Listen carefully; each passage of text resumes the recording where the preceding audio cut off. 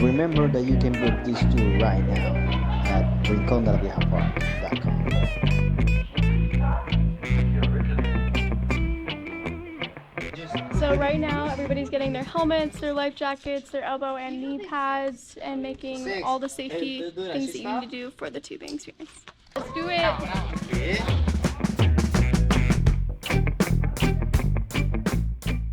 We're currently walking 10 minutes until we get to our tubing spot.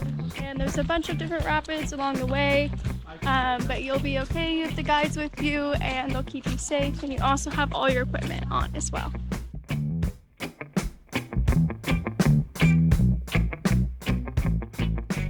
So when you're in the tube, you're gonna have this, and you want to keep it over your head because if it hits anything, it can hit you right in the face.